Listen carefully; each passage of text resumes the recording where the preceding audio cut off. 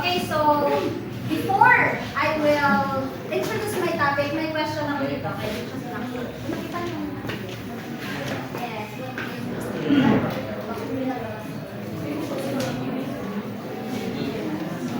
Okay, so may question ako dito.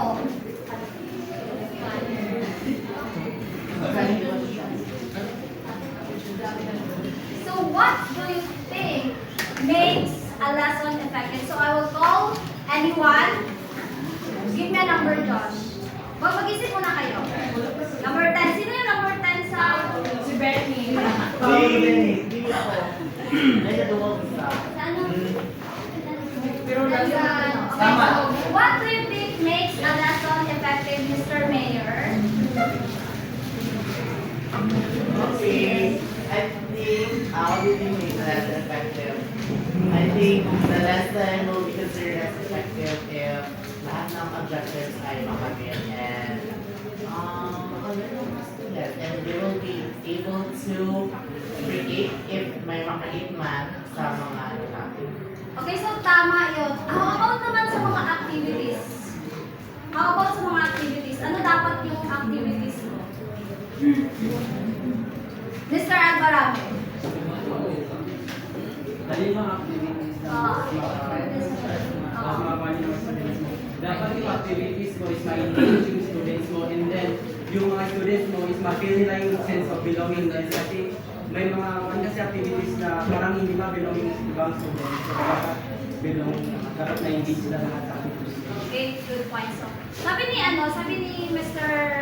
Mayor na dapat ay si Alvarado na sabi na dapat yung activities is fun and engaging. So, if ang topic ba na explain ng maayos tsaka ang activities is fun and engaging, will that really lead to deep learning ng mga estudyante kapag fun and engaging yung activities? Yes or no? Yung ulitin ko yung tanong ko ha, kapag ang activities ba fun and engaging tapos maayos na ano yung lesson ng teacher, will that always lead to deep learning? O bakit kaya? Sabi mo daw. It doesn't mean that the activities are fun and engaging. It will be a good result or what's the term? It depends because an effective lesson should reach your learning objectives or dapat na-hit yung learning objectives. Okay, so tama yun. So dito na papasok yung ating topic which is the constructive alignment. A framework for effective teaching and learning. Ano nga ba itong constructive alignment? So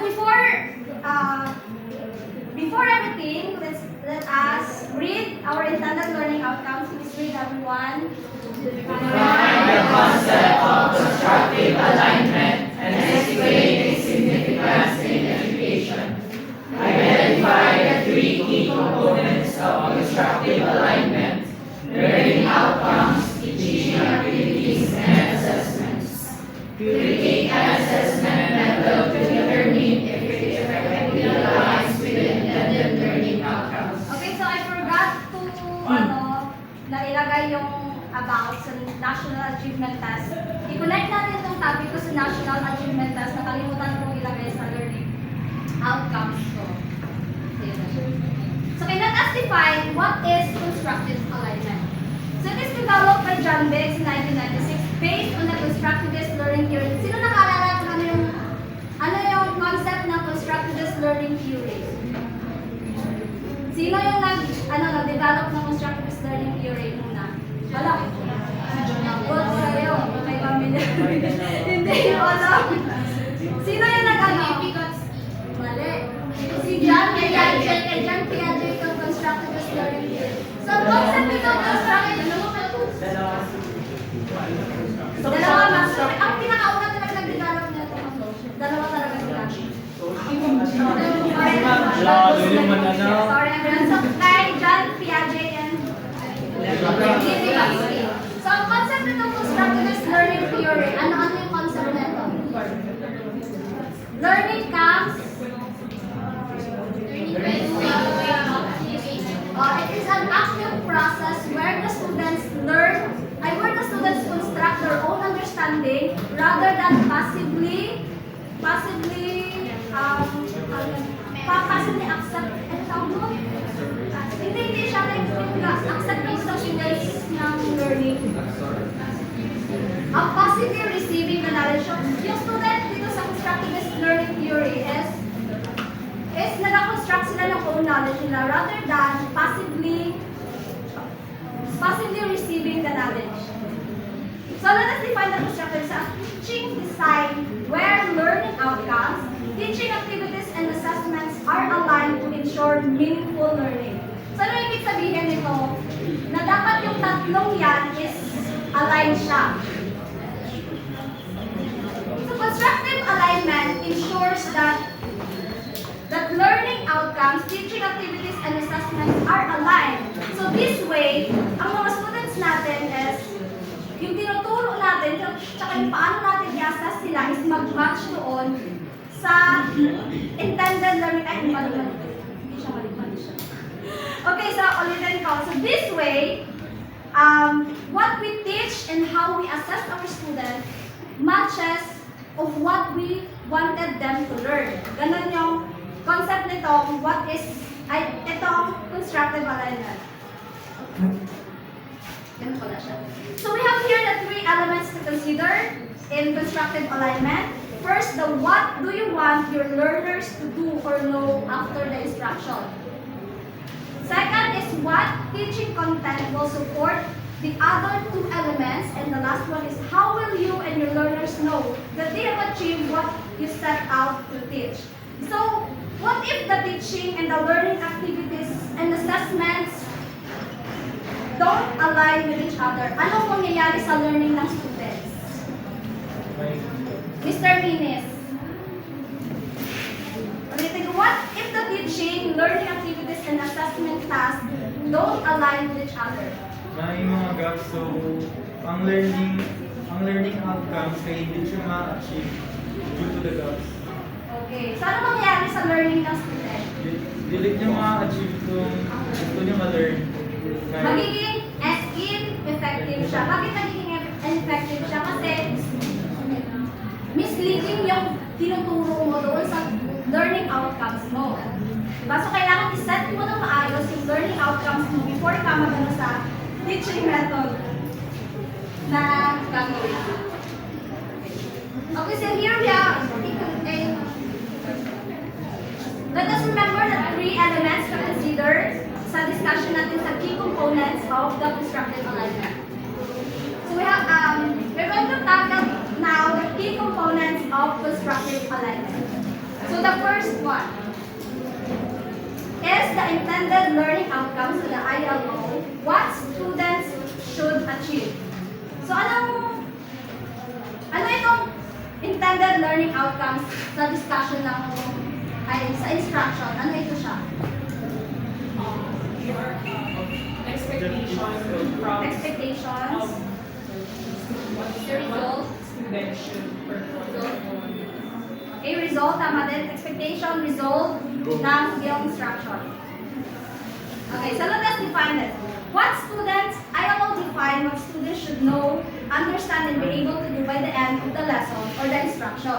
So, by the intended learning outcomes helps us establish the first elements to consider of what do you want your learners to know after the instruction. So, ito yung pinuputak muna natin sa bago tayo mag-delve in sa ating instruction. Ito yung dinadefine muna natin kung ano talaga yung specific and measurable skills, abilities, and knowledge na gusto mo na maabot ng mga students mo. Ito yung siya, the intended learning outcomes. Okay, so in developing the intended learning outcomes, naalala niyo yung discuss ni Ma'am Farala, the Bloom's taxonomy? Ano yung pinakauna doon? Pinakababa, remember, analyze, Understand. understand.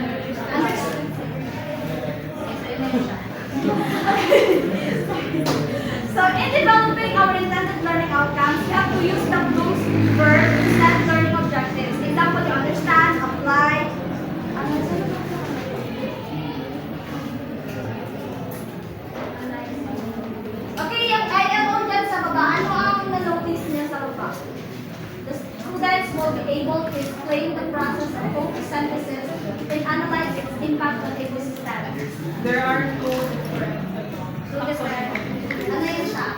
Remembering, explain, understanding, pwede din. Alalahanin nyo itong, yung ILO na to mas maayon kaya sa teaching method.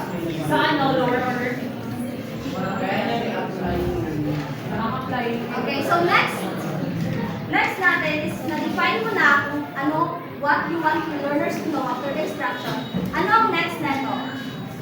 Ang next niyan is the teaching and learning activities, how students engage with learning. So, these are the methods and activities used to help students achieve the intended learning outcomes. So, in the form of lectures, discussions, case studies, experiments, group work, and etc. So, dito muna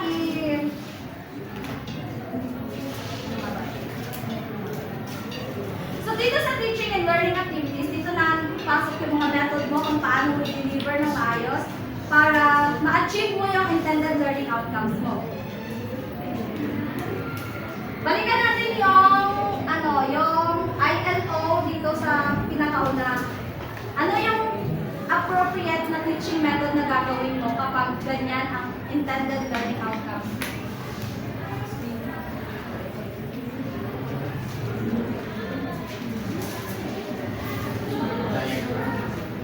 Okay, sabi mo.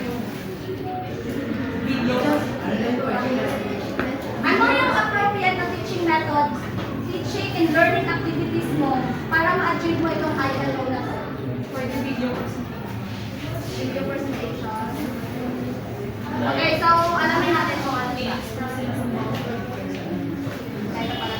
So ito yung pwede mong gamitin na teaching and learning activities. Lecture with concept mapping. It provides an interactive lecture explaining photosynthesis, followed by the students creating a concept map, linking photosynthesis to ecosystem process. Bakit ito yung concept map. appropriate? Para ma-breakdown. Kasi sabi dito sa sa ILO mo, students will be able to explain the process of photosynthesis. So pwede kang gumamit ng concept mapping para makita yung process mo. ang process ng photosynthesis. Tama siya. So next that you define your ILO and you determine what kind of teaching and learning activities. Ngayon, i-determine mo naman what is the appropriate assessment task para ma-achieve mo yung dalawang key components na yun. So ito yung assessment task. Determine whether students achieve the learning outcomes should match the level of the learning and the ILO.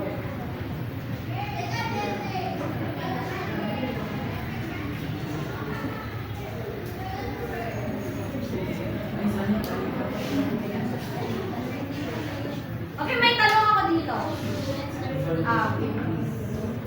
So imagine instead of conducting an experiment and explaining the process, I only ask you, example ako yung nyo sa instructor nyo sa biochemistry. So instead of conducting an experiment and explaining the process, I only ask you to memorize the process of diffusion. Will that truly measure your understanding? Ano yung tawag doon sa ginawa nyo? Role memorization. So that's the problem with the misalignment sa constructive alignment natin. Kapag ang teaching method mo is experiment, analyze, dapat yung assessment mo mag-align din doon sa gagawin mo. Like, hindi lang memorization. Dapat mag-analyze din sila. Okay, so ito yung tatlo, the ILO, the TLA, and the AES. Yung tatlong yan, ano yung tatawag na dynamic process. Na kapag may adjust ka sa isa dyan, maapektuhan yung isa. Bakit? Para siyang domino.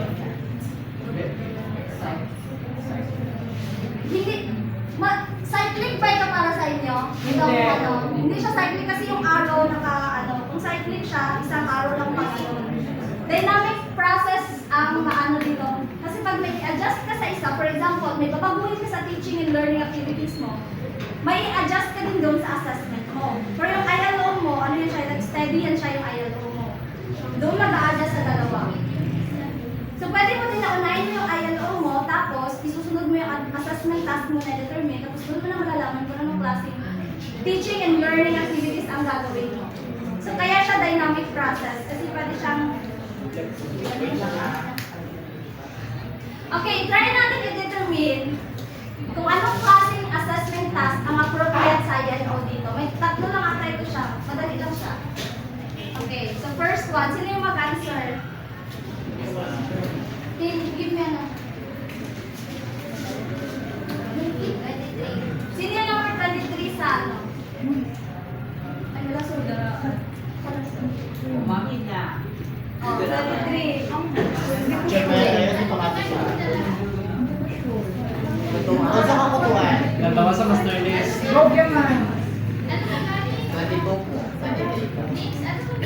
Gani ko mag-guardian sila. Madala.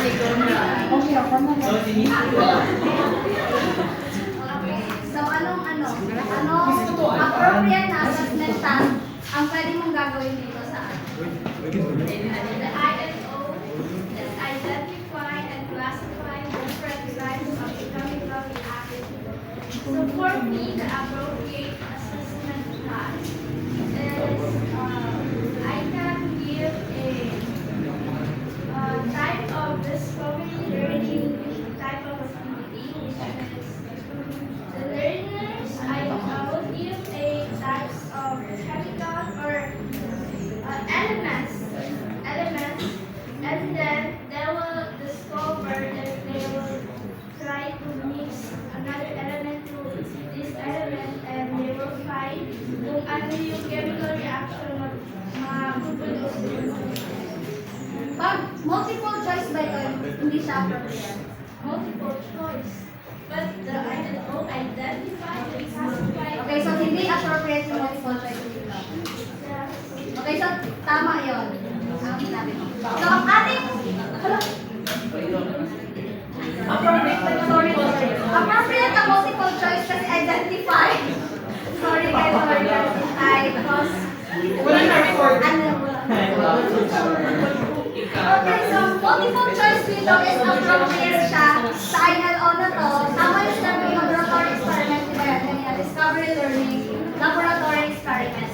So ano ba pwedeng iba dito na appropriate siya? Wala na? Ito lang dalawa. Okay, next! Give me a number to 30 daw. Sino yung number 30? Okay, ito. Compare and contrast mitosis and meiosis. Appropriate na assessment. Okay, Venn diagram. Ano pa pwede? Tama, correct yung Venn diagram.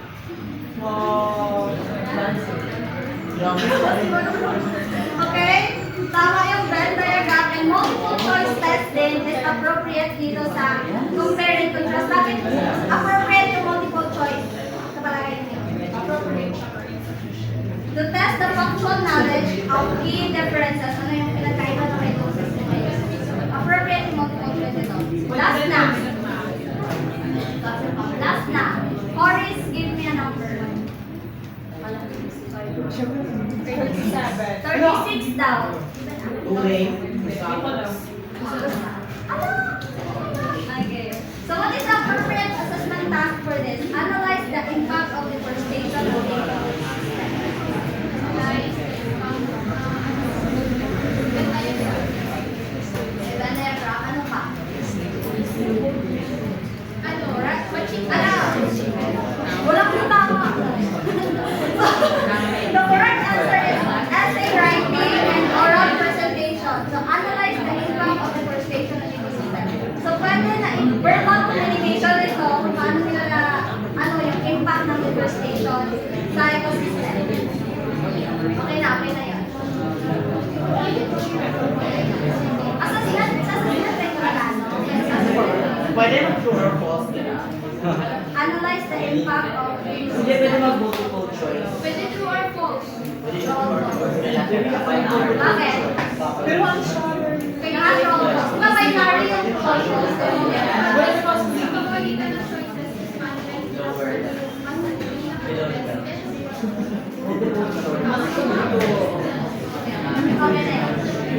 So, ano yung kanyang pinaka-main goal or goal post ng constructive alignment? Ano yung pinaka-main goal nila? Ano parang main goal itong constructive alignment? Learning. To improve learning and to ensure meaningful learning dahil align yung ILO mo, PLA, and AT. So next naman, pag-usapan natin yung possible difference. Ay, hindi na pala yan. Dito na yan.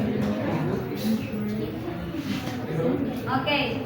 Yung sinabi ko kanina na i-connect natin siya sa National Achievement Test.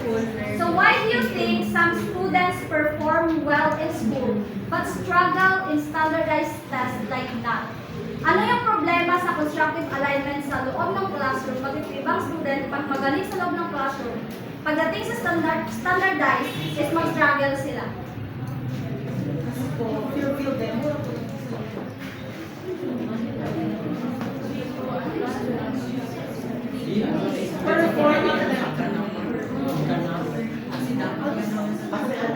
Actually,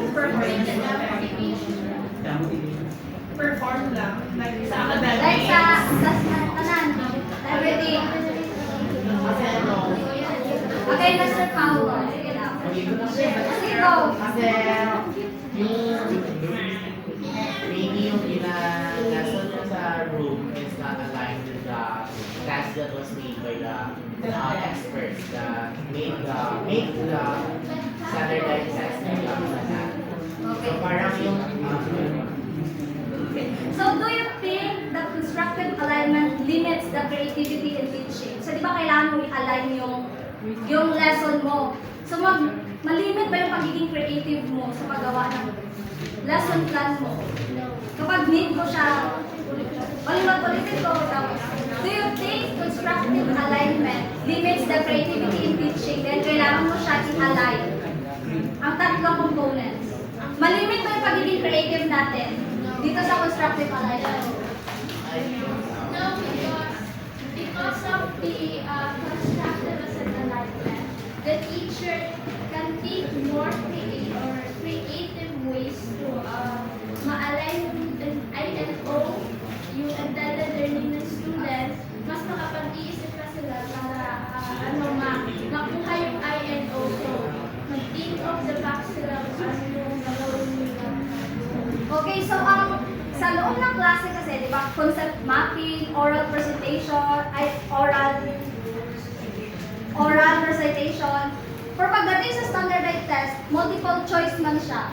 So, hindi siya nag-align doon sa NAT. O, hindi siya nag-align sa National Achievement Test. Kaya di ba standardized test, kay multiple choice man kang time pressuring nga, ano? So, paano ma-apply ng students kung na-learn na doon sa loob ng like concept mapping, analyzing? Just because standard test. Okay, so we have...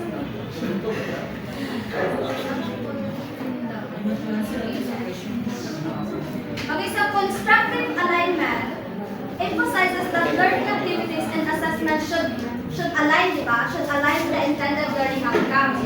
So if the classroom assessment, like projects, presentation, and discussion, are different from the standardized test format, students may not develop the specific skill required for the NAT. Ano yung specific skill na required para sa National Achievement Test?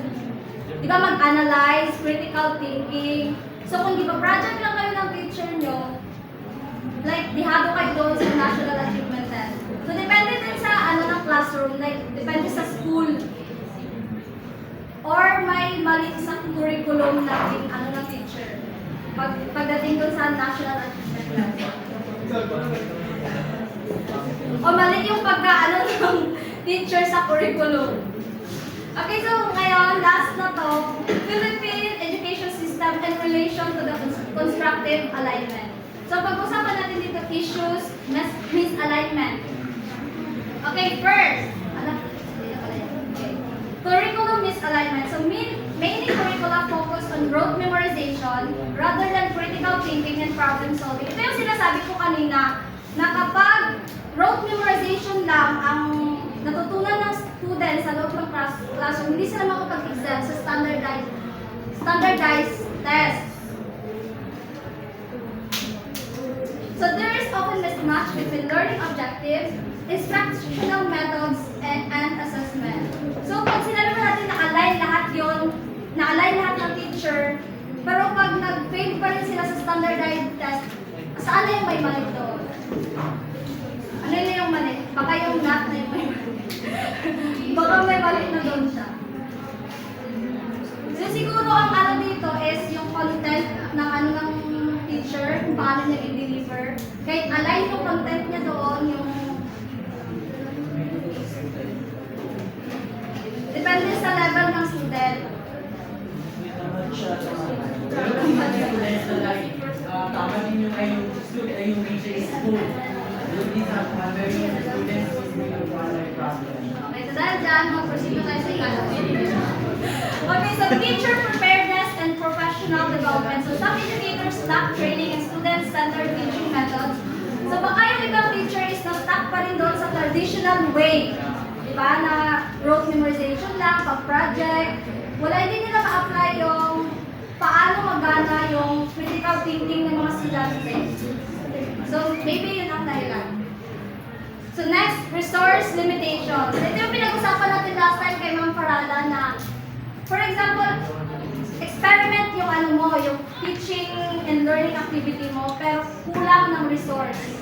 Diba? Walang mga ano, walang mga equipments, apparatus. So hindi mo ma-achieve yung ano mo, hindi mo ma-achieve yung ILO mo dahil kulang sa resource. So next, assessment issues. Ay, nakapagsa ko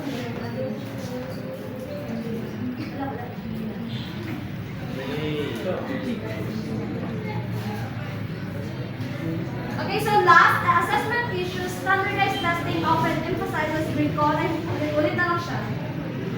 So some assessments do not accurately measure whether students have achieved the learning outcomes. So kapag iba yung, nagturo yung teacher, pero iba yung assessment na ginawa niya, so hindi ma-measure yung ano talaga yung na-learn ng estudyante. Ano siya, hindi ma-measure yung learning ng students. So that would end my report. Sino may question about sa constructive alignment? Yung ano nyo? Mga curiosity, clarifications. May gusto pa may idagdag? So, I think that's the end of my report. End na siya.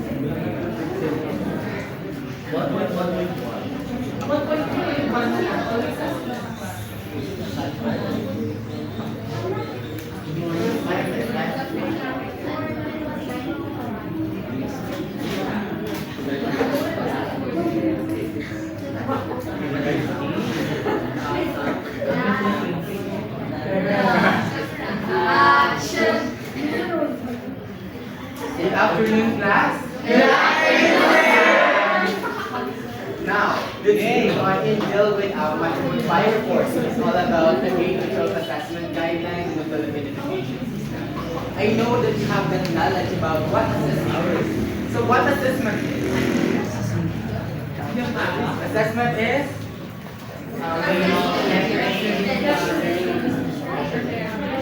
To measure the understanding of the student. So, my question goes like this. So why do you think assessments are important in our education system? So I will give you a second to think about your answer. And later on, I will tell somebody to share their thoughts in the class. Why do you think assessments are important in our education system? You can share your thoughts in your statements or on my corner.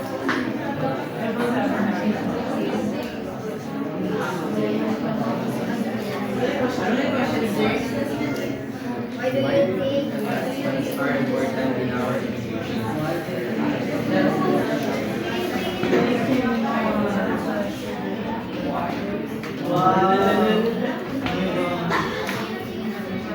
Two point four point four. 5.5.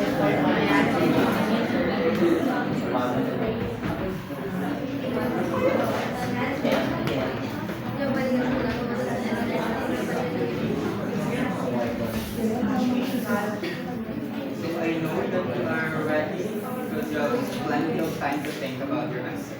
So, Miss Bacolod, please share your thoughts in the class. For me, assessment is important in our education system because it assess if the students really understand the lesson. Okay, so you answered to assess the student if they really understand the question. So how can teachers ensure that it measures deep understanding rather than rote learning or rote memorization? Again, may you repeat the question? You said that to assess if student really understand the lesson. So my question is, did it really measures deep understanding rather than rote memorization?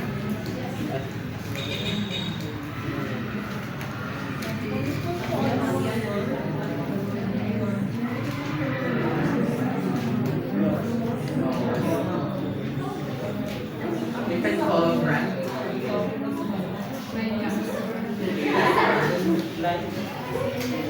How can teachers ensure that, because these are incentives to measure that if students really understand the lesson, how can teachers ensure that it measures deep understanding rather than rote memorization?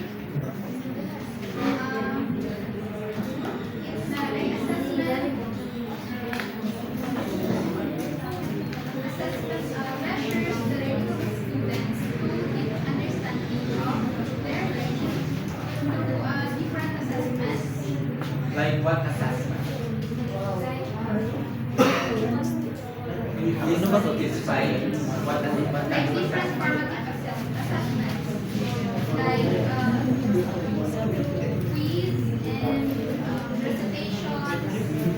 Did it measure deep understanding? The Yeah, quiz? because they can solve problems through critical thinking. Okay, so that's good observation. So now, so my report covers the content standards, the performance, and later on we will learn about how students assess under the K-12 assessment system. So my report covers the content standards, performance standards, and learning capacities, and also to understand the transition to the Matatab curriculum.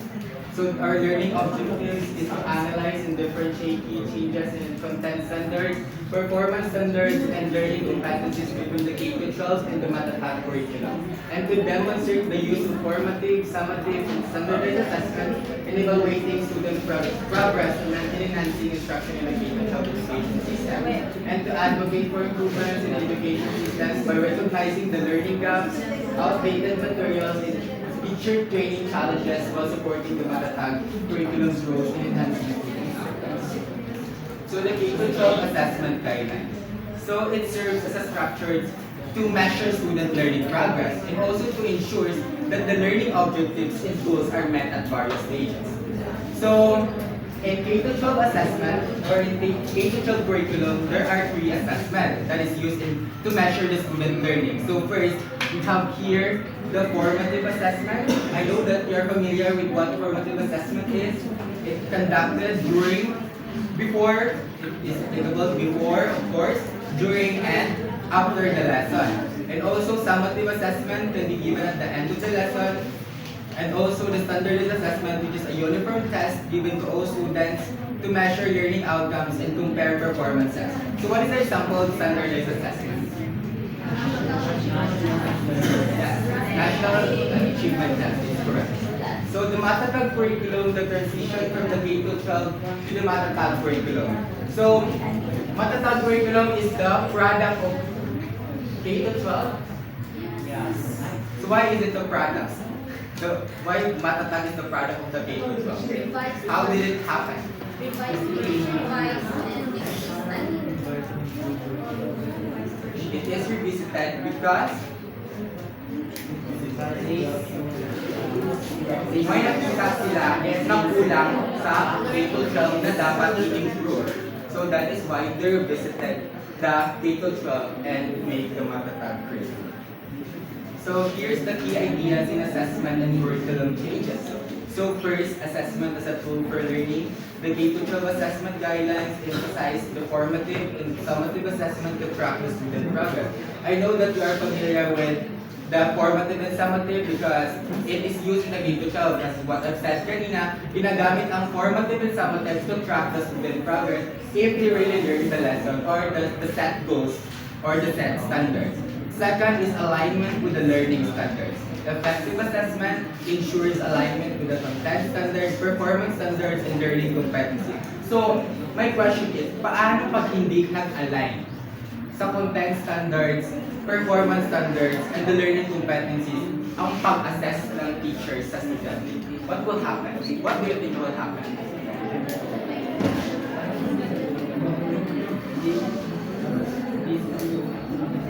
Mr. Simon? The question, I would like to repeat the question. Your question is, what will happen if hindi align yung The CS, the LC, and the PC, and the PS and the LC sa pag-assess ng teachers sa student? alignment with learning? If as what the constructive alignment taught us, sa POV ng teacher, Yes. what will happen sa teacher side or sa learner?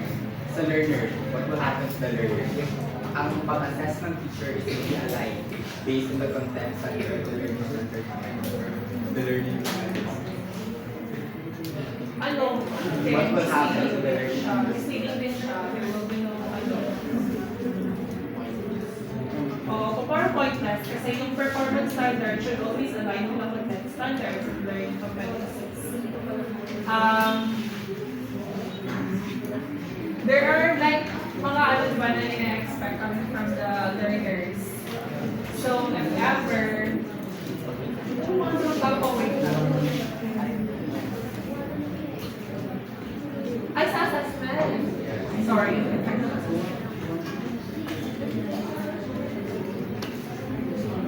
Yeah, parang yung nonsense yung pag-assess mo if hindi tugma yung content standard, yung performance standards and learning competencies na which is dapat guide mo para you totally assess the progress of a certain learner.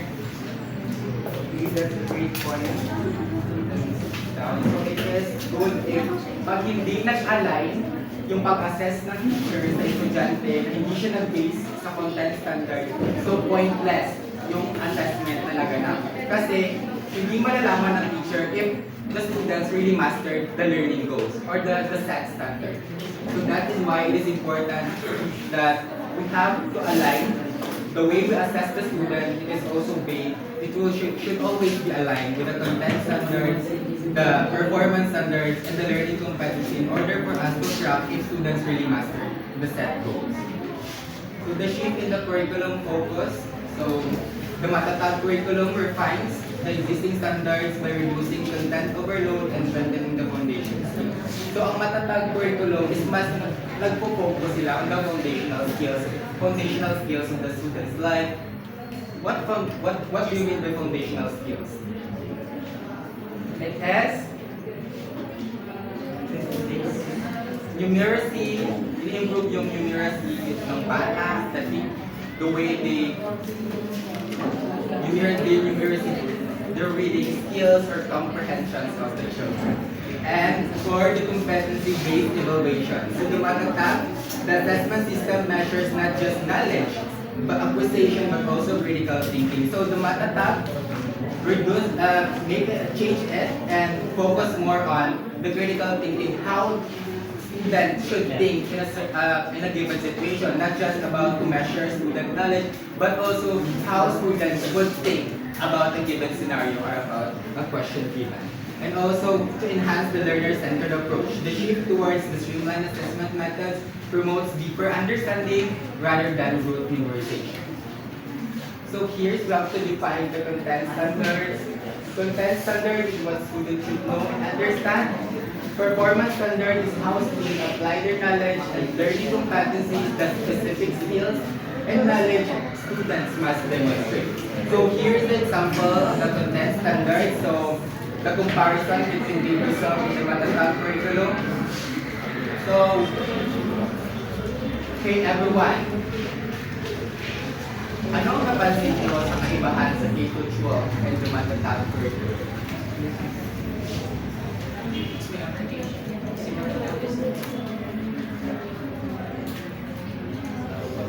Who wants to answer? Okay, Mr. Kumayang. Dave Kumayang. Basically, the matatag curriculum, you can see that there is the application of real-life application of knowledge, not just based on the K-12 curriculum, it's just more of a conceptual understanding. Without any real-life application, is kailangan natin basically in our daily life. So good observation that K-12, as you see here, the K-12 example is that understanding the characteristics of planets. But ang matatag, streamlined planetary science with real-world application. So in matatag, they add on the real-world application, how students should apply it in a real-world application. So that's the example of the content standards. And here is the performance standards. In the K-12, we conduct an experiment demonstrating the gravity. On the matatag, they design a prototype to illustrate the gravitational effects.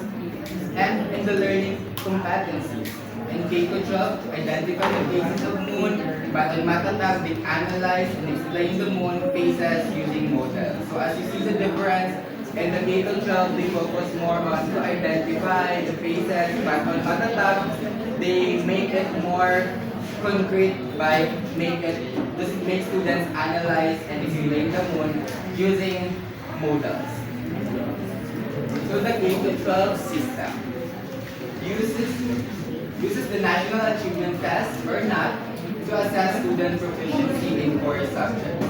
So NAT is implemented to assess if the curriculum is successful or it is successful if the student is proficient enough in a certain subject or in a core subject. And also it employs the PEP. The PEP is called also known as the Philippine Education Placement Test for students who wish to transition between grade levels. So what do you think is the example in PEP? Are you familiar with the word PEP? So good example for this is for ALS, the alternative learning. Alternative learning. So ALS is designed for OSY. OSY is out of school youth. So it is really helpful for those gurang na estudyante who enter grade 7 na may edad na. So it is more likely for them the PEP, which is mag-take sila ng exam, mag-grade 7, grade 8, grade 9, applicable ang PEP, which is mag-take sila ng exam, and also mag-base ito sa score nila if they really deserve to go or to mag-go na sila sa grade 11 or 12 if they're ready to move on. And second is the senior high school students take the senior high school exit assessment or exit exam to judge the readiness for higher education or internship. Sino ang hindi naka-exam sa exit exam ng senior high school? Did everyone take the exit exam?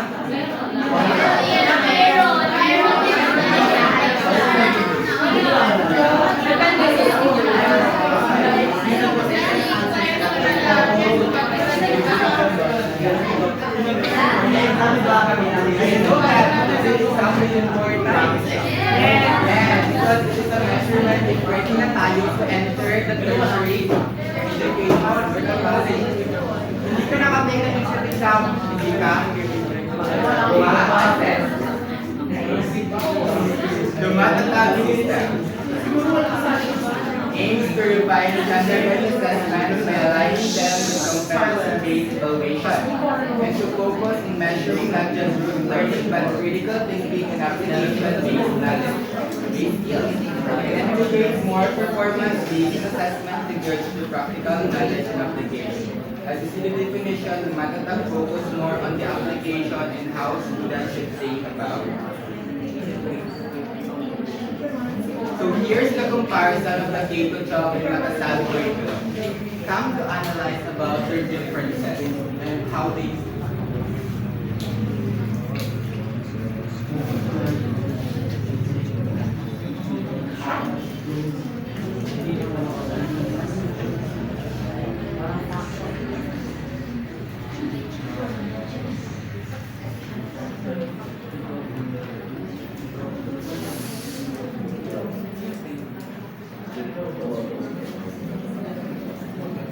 anybody to answer or to share their comparison, the comparison of the K-12 and Matasal and how they answer with the programs that are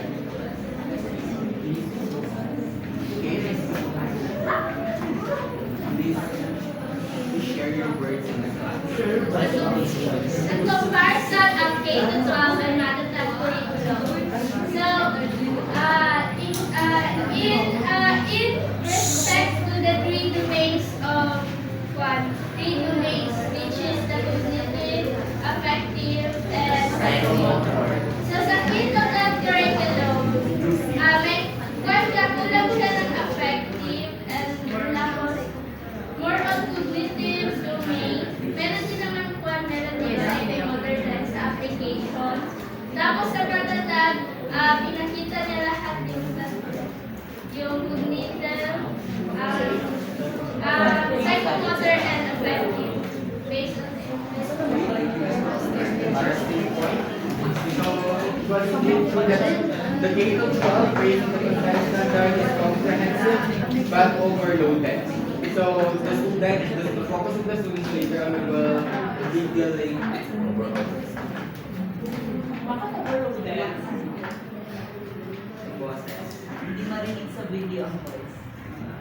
comprehensive but overloaded in the K-12 curriculum.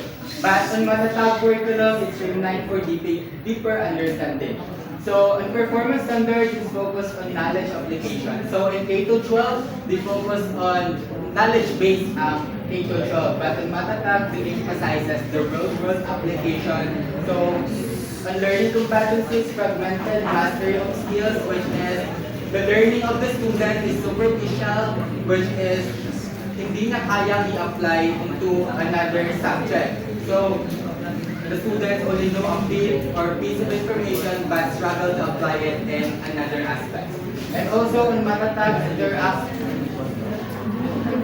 with a holistic approach, which is the student in the Matatag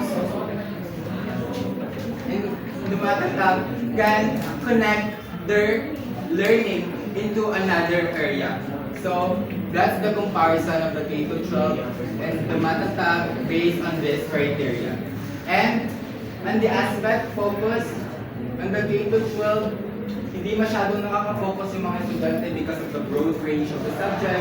But in the Matatag, it reduces and the Matatag focus more on the content for mastery.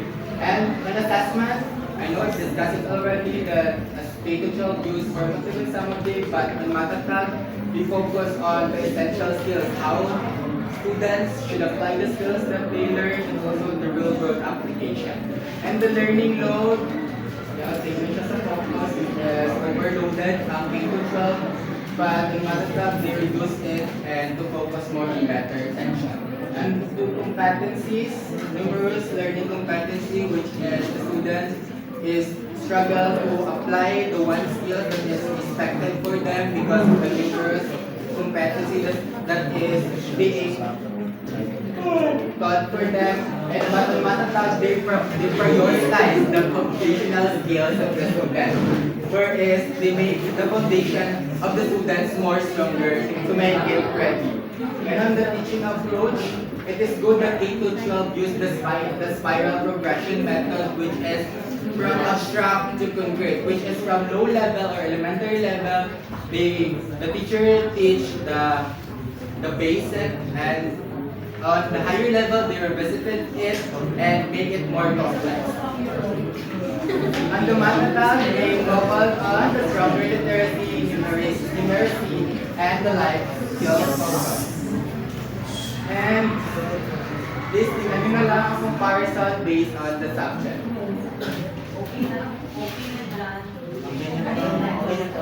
Okay na to. So now, I have here a question. You want me to write it or you write it? Write it, please. You did you.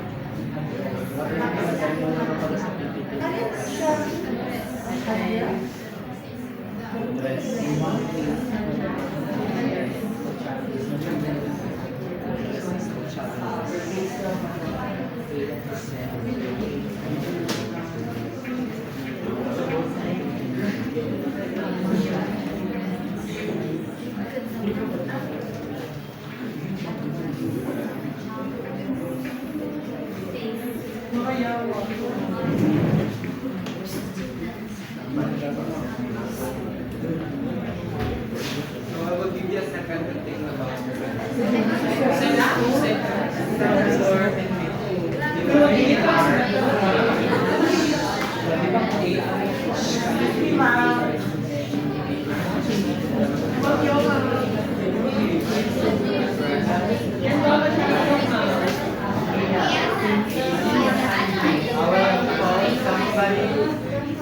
Wait lang,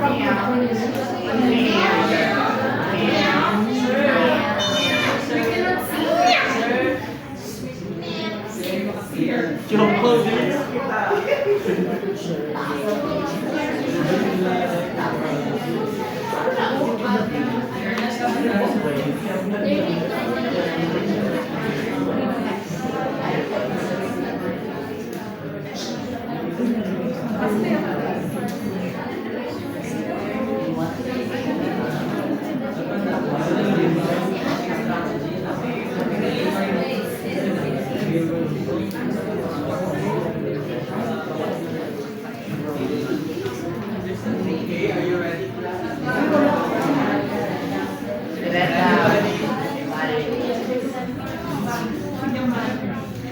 Diamante,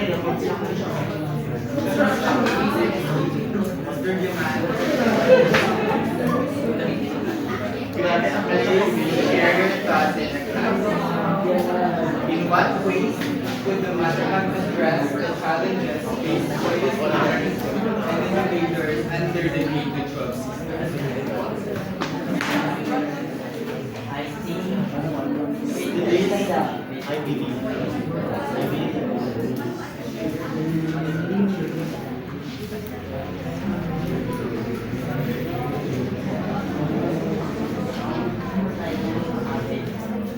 Okay, that's okay. Okay, Mr. Kuya.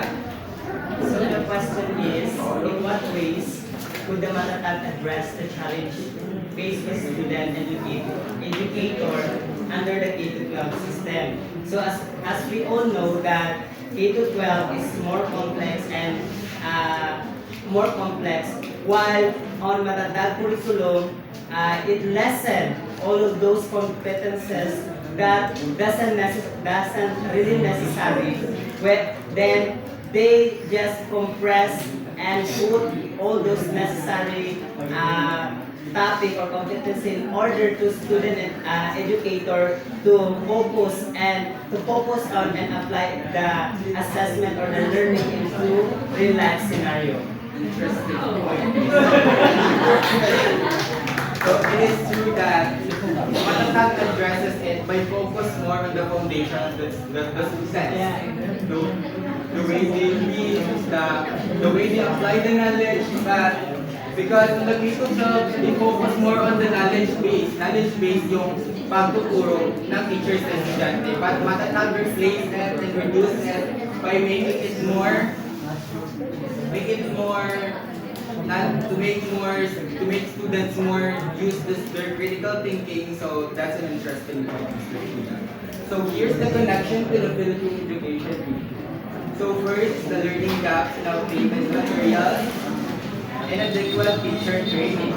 So we know that the learning gaps of the students those are the expected learning na na-miss nila because of some reason. And also outdated materials, so irrelevant materials can lessen the learning the learning of the student because the teachers must have an adequate training in order for the effective instruction. And also poor student performance in international assessment or PISA. Anong rank ng Pilipinas sa result ng PISA? Nakaka-rank. In reading, Philippines rank in reading. Out of 79 countries,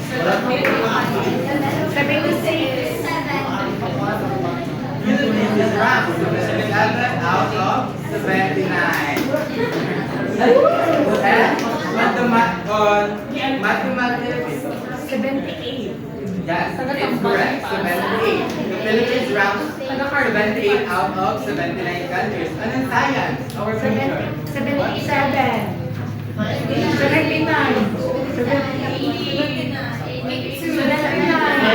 100. Philippines is ranked 76 out of 79. So what do you think are the problems?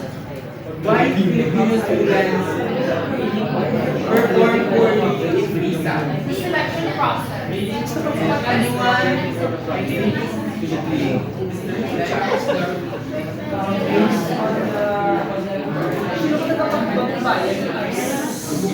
Based on our recommendations, especially our according to one of the learning Kabakan National High School teacher, there was hindi sila masyado nag-attend sa class and then they are dependent to the intern kumbaga ituro yung topic na yun. Therefore, nag-ask yung isang teacher sa mga student na kung na ba yung first subject yun dito sa class na yun. Therefore, ang sa mga student, wala pa lang sabi sir, pang-apat na subject na sir, wala pa lang So, what do you think are the ways para i-address na mag-perform yung estudyante? Therefore, from what we have discussed earlier, the transition of K-12 you need, you just don't need sometimes your student to know the memorization or to understand the topic or the subject matter, but you need to engage your student to the topic, then how do they apply it in their real life scenario? Thank you, Mr. Uday. That's a good point. So now, let's move on and to the Matatags. Just like what Mr. Uday said, that the Matatag is the solution to make learning effective for the students because Matatag focus more on how students would think, how they use their mind to think about a certain situation. And also the challenges that remains, the classroom shortage, which can cause the overcrowded because of the lack of infrastructure, and also the resources, just like what I've said, yung mga materials na ginagamit ng like also computer and books. And the teacher development, the teacher training, and also the challenges that we are facing. So, my last question. Yes. Go. Reading. Please read, everyone. If you could change one thing about the way students are assessed in the Philippines, what would it be? Come to think about it.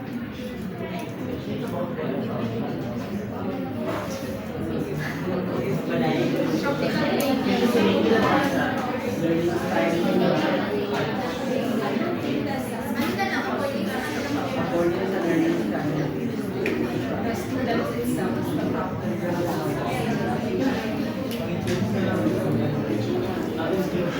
May change ang Pilipinas pa.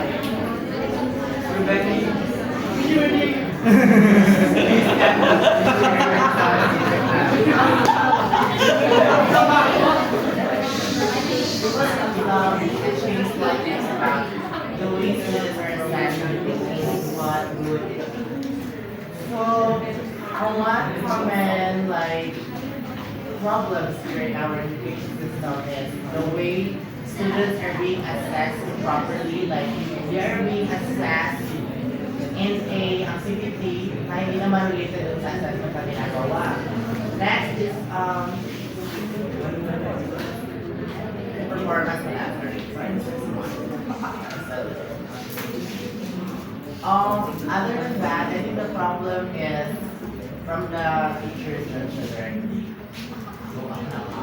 For me lang, I think it comes from the teachers and company.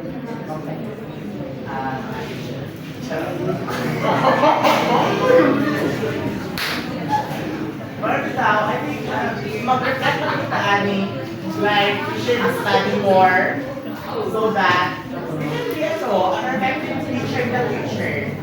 And so we can,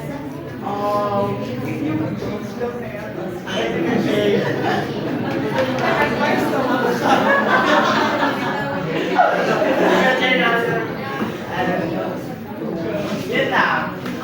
When it comes to assessing students, we should be more choosing what assessment tool we're going to choose, and it should be aligned to the task or the performance is being assessed. Mr. Paulo, do you all agree with Mr. Paulo answer? What do you say? Insufficient. Please reserve your answer because we have a peer feedback. Think about the questions and discuss it with your partner, and we're going to rate your partner about how he interprets his or her answer. So based on the given rubrics, you can rate your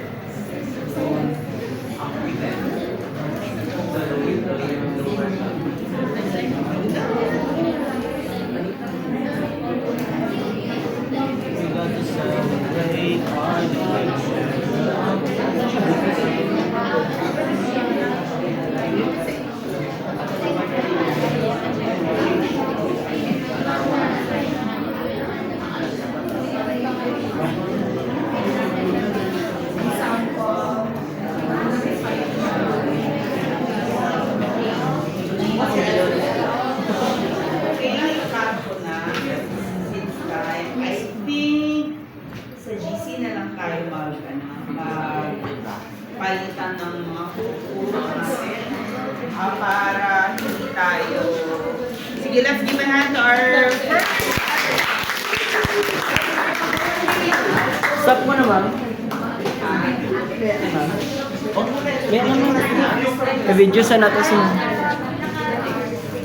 3 hours and 1:26. Class, bear with me. 1:04.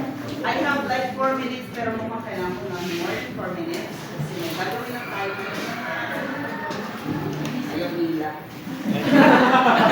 Good choice. Alright, so some clarification. When it comes to the time frame, among the three, content standard, performance standard, learning competencies, alin doon sa tatlo yun yung may pinaka malawak na scope, time frame?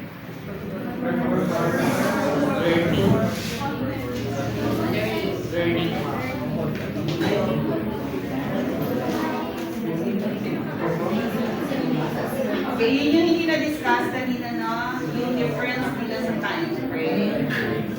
Alright, sige.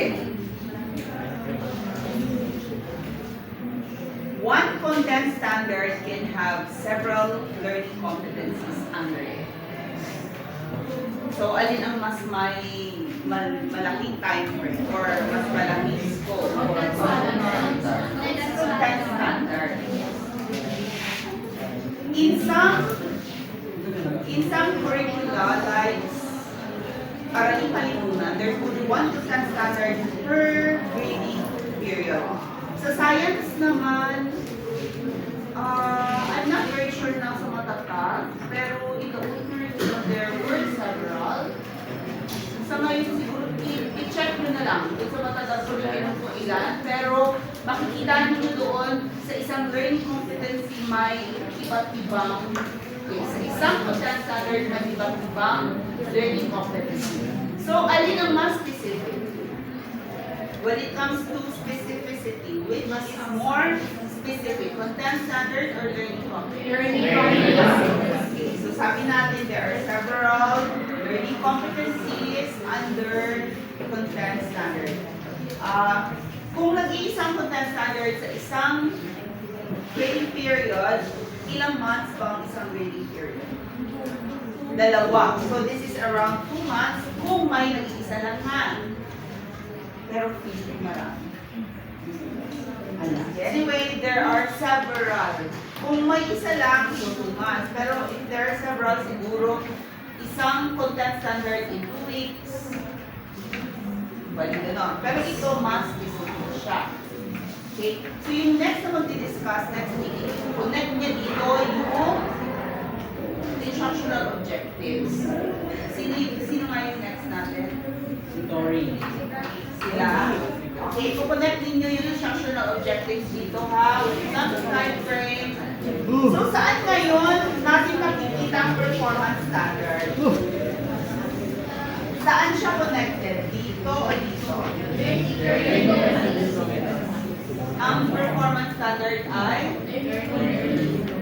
connected dito. Mas connected siya. Mas malaki kasi ang saklaw niya. Kumbaga, sa isang performance standard, marami rin siyang saklaw na learning competencies. Although, posible na hindi niya masasaklaw lahat ng saklaw nito.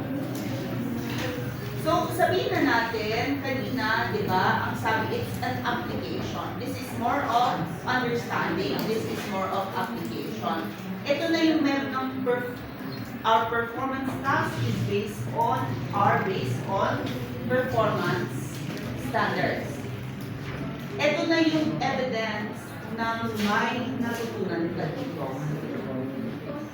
Pero ang isang performance task ay hindi siya complete evidence nito. Walang partially lang na evidence nito. Kaya may iba't ibang performance task din para ma-measure ito. Pero, pagdating ng assessment ko, i-challenge ko kayong gumawa ng task na more on aligned nito. Kung medyo limited ang performance standard. Pero sa assessment ko pa yun. Okay, so ngayon, alright? So clear na ha, clear na yung difference ito. Meron pa actually tayo class, ang bawat content standard ay naka-align pa sa goals, educational goals. Like, what are the goals of science education?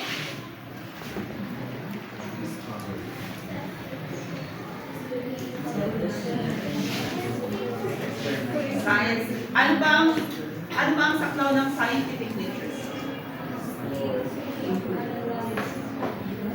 Maraming. Actually, one is scientific literacy and that includes ang literacy dyan. Ano bang included? included sa literacy iba't ibang abilities sa science. Although may skill din tayo yata, scientific understanding, literacy, at saka yung real world na application ng science. Yung tatlong yun. Tingnan ninyo yung matatag curriculum ulit, ano yung mga yun. So, meron na tayong several goals. 1, 2, 3 goals, perhaps main goals. So, ito sila naman years ang scope nito. Ito, siguro sabihin natin months ang scope. Ito naman, usually isang week ang scope. So ngayon, i-connect nila ang instructional objective. Ano ang scope naman niya? So that's for the next class. Okay? Sige, so ngayon, itatanong ko, tanongin ko kayo one more thing class, kasi tinanong kayo kanina doon sa constructive alignment, no? Ganito na rin yung drawing ko doon sa constructive alignment, ha? Outcomes, learning outcomes. Saan nakabase ang learning outcomes? Sa lesson ba nakabase ang learning outcomes? Ayun. Hindi ka na ma'am ngayon. Raquel ka na lang. Okay, Raquel. Can you tell us bakit mo nasabi na sa lesson nakabase ang learning outcomes? Kasi pag-develop mo ng learning outcomes, dapat alam mo muna kung ano yung lesson. Para Okay, ganun so- siya. Alright, can you explain further anong ibig mo sabihin sa lesson? Like, ano ang scope ng topic? Topic. Yes, Okay, sige. So, nakabase sa topic ang learning outcome. Alright. Ang teacher ba ay gagawa ng kanyang learning outcomes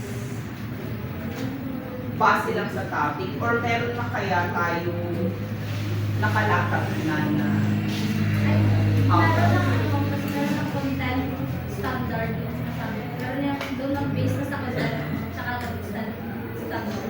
Okay, sige. So, meron na actually nakasulat, thank you. Meron na nakasulat na standards or learning competencies ang bawat topic. So, ang teacher, hindi na visit. Although guide lang naman yun. So, pwede pa rin naman siyang magdagdag. Pero yung basics dapat na cover niya sa loob ng klase. Right, sige. So, ito, gawin na lang siya nating curriculum. The outcomes are actually based on the curriculum guide. Okay, so yun ang basihan ng outcomes natin. Anong nakasulat sa curriculum guide? Ito. Nasa curriculum guide lahat ito. So yung objectives na gagawin ng teacher nakabase dito. So dito na, teaching learning activities. Ang sabi kanina, dapat naka-angkla saan ang teaching learning activities. Where is this aligned? Saan siya? Okay, so dito, aligned siya dapat dito. Okay? May mga pagkakataon ba na hindi aligned yung tinuturo ng teacher? Dito? How should we say it? Hindi aligned or partly aligned lang? Okay, can you give a specific or paano siya naging partly aligned lang? Okay, yun na lang yung tanong natin. Paano siya naging partly aligned lang? Ano yung usual na naituturo at ano naman yung usual na hindi naituturo na nasa curriculum? Do you know? You can take a guess. Meron ba? Sabi niyo partly aligned. Tapos ngayon nung tinanong ko kayo ng specific, sige, Michelle. Sa palagay ko lang is yung mga activities na i-relate natin sa outside environment. Ang hindi aligned or ang aligned? Partly aligned lang po siya. Okay. So, nalagay talaga doon sa standard na Curriculum curriculum guide. Okay, so you mean na hindi nakaspecify sa curriculum guide yung mga real life applications. Okay. Sige, so that's a good misalignment. Ganun ba yun? Ang teacher nagdagdag ng mas maraming application kaysa sa curriculum guide. So ito yung misalignment. Okay, ano naman yung bad misalignment? Sige, Ken. I think sa some teachers do not maximize the availability of instructional materials such as in the laboratory equipment. So somehow, we will not hit the learning objective as well. Dahil hindi naka-align sa kung ano ang sinasabi ng curriculum, na dapat students will be able to know how to use this laboratory equipment, and teachers will tend to do not maximize the available resources. Partly aligned with the curriculum. Hindi masyadong na-expose kumbaga yung mga students. Okay, so merong equipment hindi nagagamit. Hindi pinapagamit. Or kakulangan may. Okay, sige. So kulang, so hindi talaga ma-target or hindi talaga ma-achieve yung mga goals kasi nga kulang sa resources. Okay? So something that is beyond the control of the teacher, unless na lang very creative ang teacher at meron siyang ibang alternatives. No? Sige. Yung na. That's a TLE. So partly align siya sa assessment mo. Kasi more on learning na yung ginawa tapos wala yung What do you mean by learning lang ang ginawa na walang ano yung assessment is more on ina-assess yung learning, one learning. Mga ano yung nasa standing niya sa learning sa class. Pero yung hindi na ina-assess yung teaching at teaching. hindi ina-assess ng assessment ang teaching method ng teacher. Sino ba mag-assess? Sino mag-assess ng teaching method ng teacher kaya? So i-evaluate nila kung effective ang method ng teacher.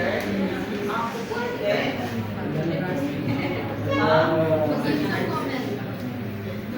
Pwede. Meron siya na evaluation, di ba? Student evaluation set.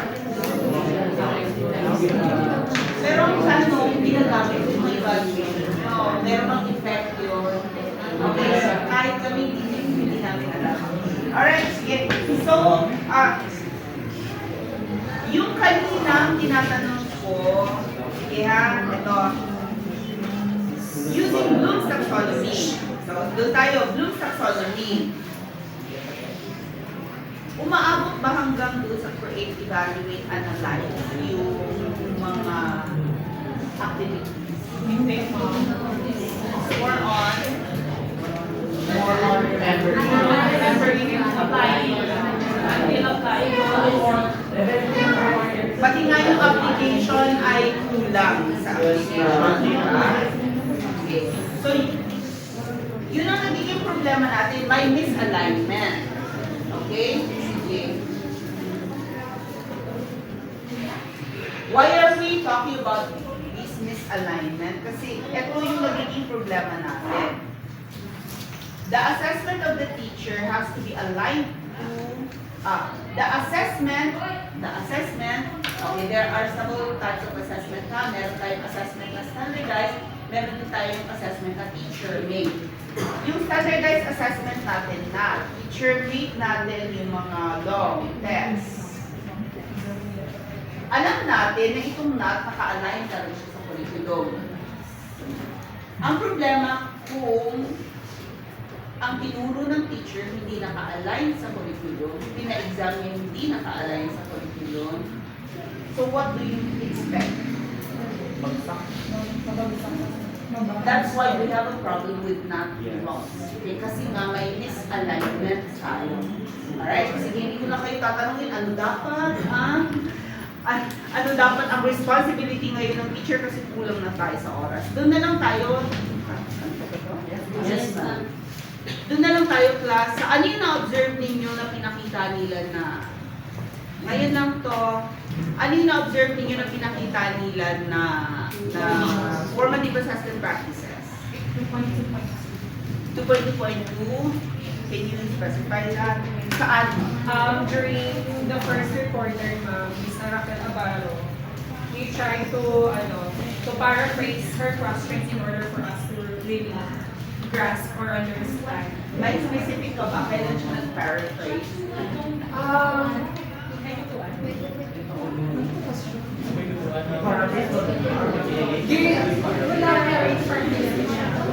I forgot the question mo, pero si O sige, panoorin mo yung video sa susunod, sabihin mo.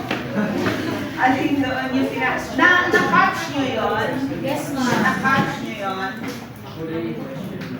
Alright, o sige. Ano pa? Yung napansin ninyo dito naman. Ano yung ipakita niyo? 113? Okay. So, alin doon yung 113?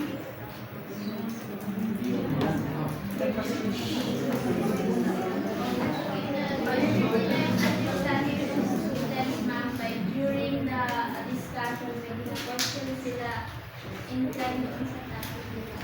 For example, hindi mo siya what do you think? Yung last question. In what ways?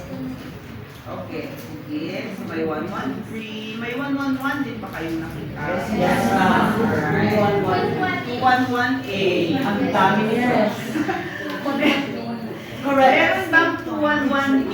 Yes, May 211B. Yes, ma'am. How about 213? Wala ka naman sila 213. Wala pa. Ay, meron. Wala. Probing. Probing.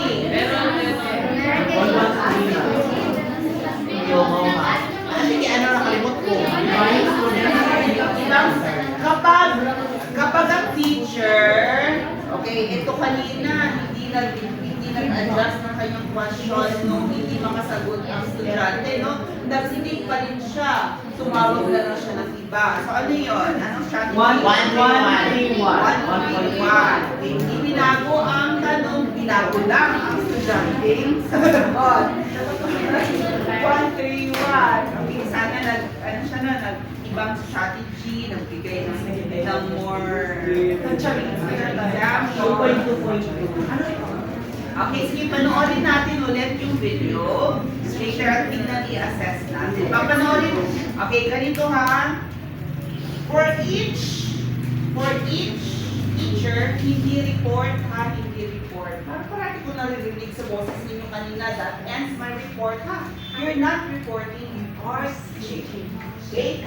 So you are given 20 minutes minimum, 30 minutes maximum. Mag-assign ako ng timer sa likod, ilang oras na lang.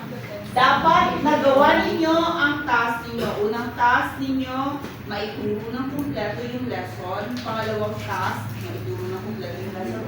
Ma-achieve dapat nila ang objectives. Dapat talaga. Ang pangalawang task ninyo, maipakita ang practices, formative assessment practices na required at hindi required.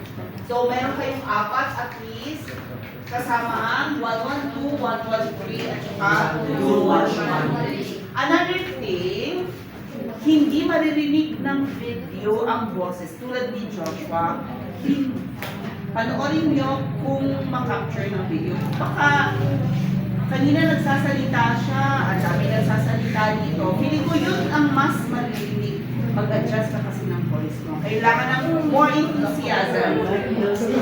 And if you are here, mag-eye contact kayo. Medyo nahiya si Joshua kanina mag-eye contact pa sa inyo. Nag-eye contact pa siya sa inyo? Yes! Nag-eye contact siya. Pero kinulang siya kinulang siya ng anong kinulang sa kanya? Aurora Borealis. Alam naman niya kasi ang tinuturo niya, kinulang siya ng confidence, kaya hindi niya nalakasan yung boses niya.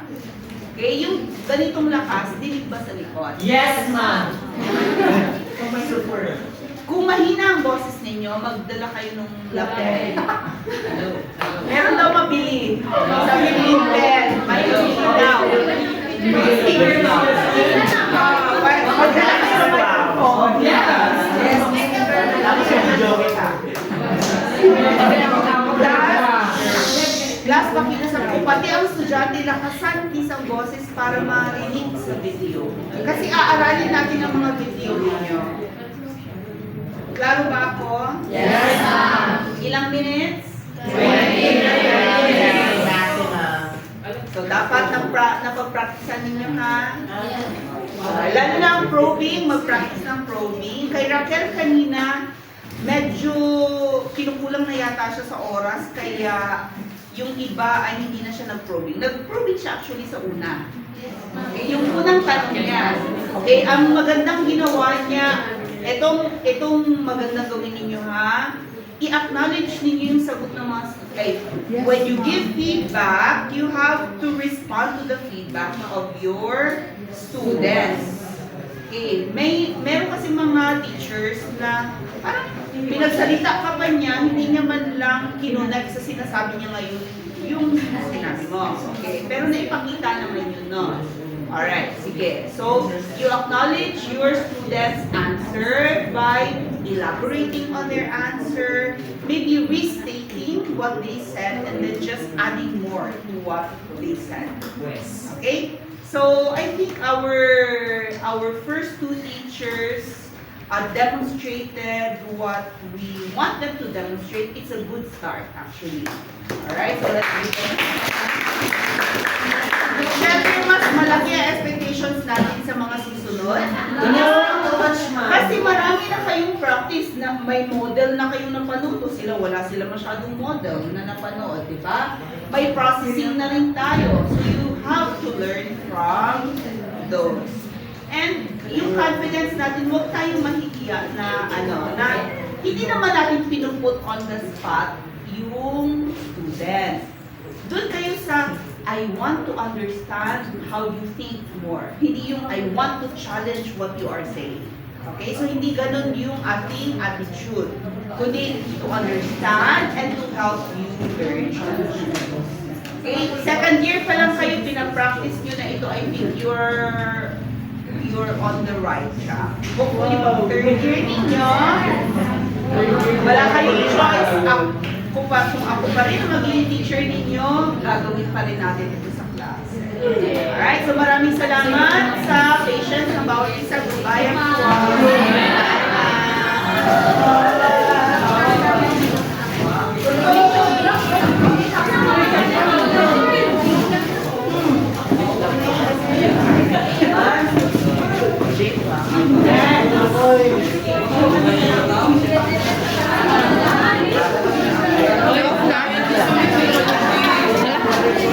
Hi guys, welcome back to my vlog.